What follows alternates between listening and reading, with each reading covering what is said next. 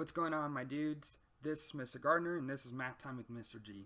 Today we're going to find standard deviation if they only give us the data display and not the actual data. So the first one we're going to do is with a dot plot. So here are the individual scores everyone scored on a test. So X represents my data. What's going on, my dudes? This is Mr. Gardner and this is Math Time with Mr. G. Today we're going to find standard deviation if they only give us the data display and not the actual data. So the first one we're going to do is with a dot plot. So here are the individual scores everyone scored on a test. So X represents my data.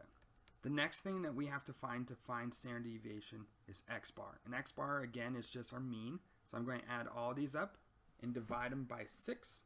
So I add them all up, I get 493 divided by 6. And I get 82. So X bar is 82. So the next thing I do is I'm going to subtract my data from my X bar and take the absolute value of it to find my MAD. After I find my MAD, I want to square it. After I squared it, I'm ready to look at my equation again. So the first thing we're looking at is variance, which is the summation of X minus X bar squared. So that was my data minus my average squared, which is what we've done here. So now all we have to do is summate them or add them all up.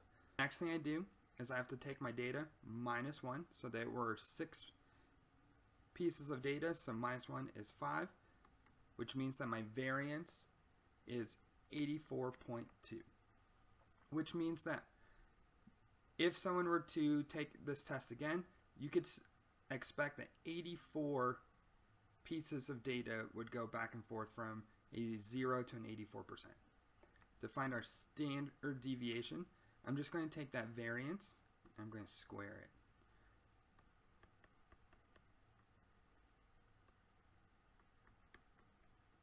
Which gives me plus or minus 9.2.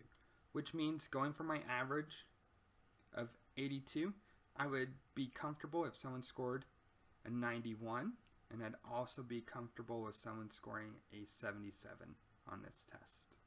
What if they give us just a histogram? Well, a histogram's just going to look like this, and there's going to be 1 over it, 1, 3, 1, and then I would do the same data that I did here to get the same answer. Plot's a little bit different. We only get 5 pieces of data.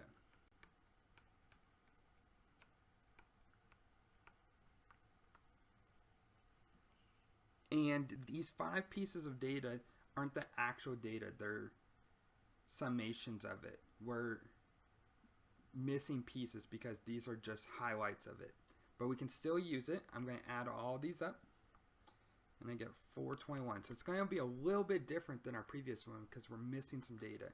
And I'm just going to divide by 5. And again, X bar of 82. So it's still the same X bar, or should be close to. It just won't be perfect. And I'm just going to subtract and equal to find the MAD. I'm going to take my MAD, I'm just going to square it. Then I need to summate my MAD. And I get 423. And then it's n minus 1, so I have 5 pieces of data, so it's 4. So my variance for this problem is going to be 105.75. So remember, the same data that said 80 something on the last slide, it's now 105 on this slide. That's why using a box plot won't give us close to the same answer. But let's still find the standard deviation, which means I'm going to take this number and I'm going to square root it, and I get 10.3. So same data with an 80 now.